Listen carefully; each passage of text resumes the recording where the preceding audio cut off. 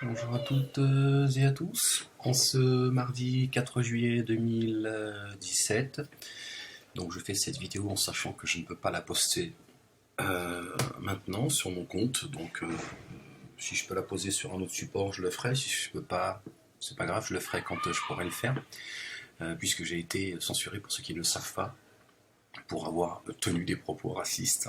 Hein, je serais donc devenu raciste. Non, je bouscule juste un petit peu. Parce qu'à un moment donné, il faut le faire aussi.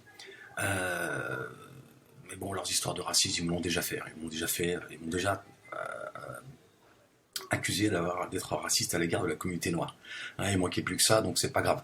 Hein, les mêmes qui ont envie de me faire taire, donc, et puis d'autres associations de banlieue voilà, qui pensent que leur travail. Bon, de toute façon, c'est ça. Hein, dès que tu commences à défendre la banlieue et que t'es pas objectif, à un moment donné, tu te sens obligé de traiter de voilà, raciste ceux avec qui tu n'es pas d'accord. Donc tout cela n'a plus de sens.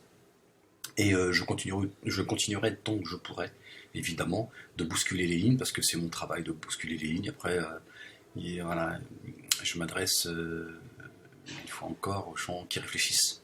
Hein, ceux qui font travailler leur matière grise, le reste, bon, je laisse continuer à traiter la planète de raciste, etc. etc. Alors que je traitais un sujet très particulier de quelqu'un de la communauté noire, d'origine camerounaise, qui s'en est pris, lui, à une femme de couleur blanche, et qui, lui, a fait preuve de racisme à son égard, la traitant, elle, de raciste. Enfin bref, donc pour situer un petit peu les choses, pour que ceux qui me découvrent sachent un peu pourquoi j'ai été censuré. C'est comme ça fait partie du jeu. Vous êtes obligé d'un moment donné d'accepter que certains font mettre des pressions pour vous faire taire, parce que le but c'est de me faire taire et de continuer à m'isoler et à me faire taire. Et les premières personnes qui ont commencé, et d'ailleurs qui ont usé de ces méthodes, de me traiter d'islamophobe, de raciste, etc., etc., c'est la dissidence. Hein.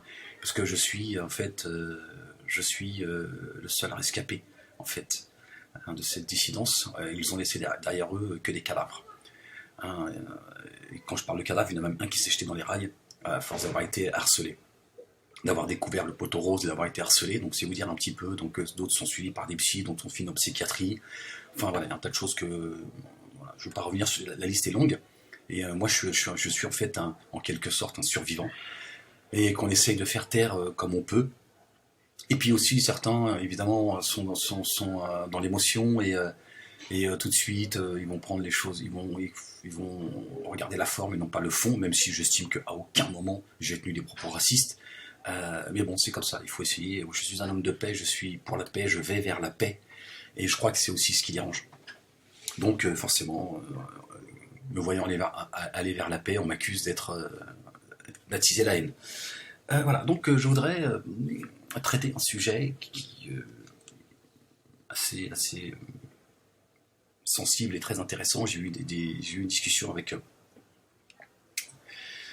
une femme de la communauté musulmane qui est venue vers moi et qui m'a donc posé la question en me disant qu'elle aimait ma façon d'exprimer les choses, elle aimait ma sincérité, mon honnêteté, mon engagement. Et elle m'a dit, j'aimerais vous poser une question.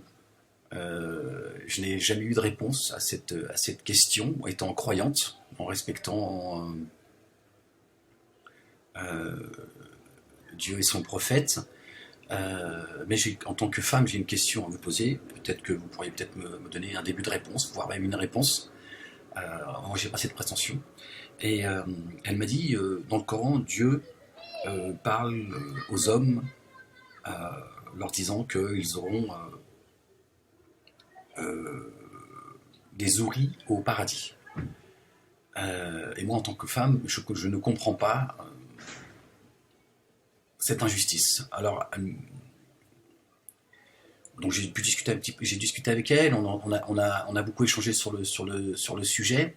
Elle est très respectueuse, évidemment, elle a beaucoup de, je veux dire, elle ne remet pas en cause le livre, elle ne remet pas en cause le fait que Dieu soit juste, mais elle a envie d'exprimer quelque chose qu'elle ressent comme une injustice. Et elle me dit, en tant que femme, j'ai besoin d'exprimer ça. Même si au fond de moi, je me soumets à la volonté de Dieu, parce que je sais que derrière la parole de Dieu,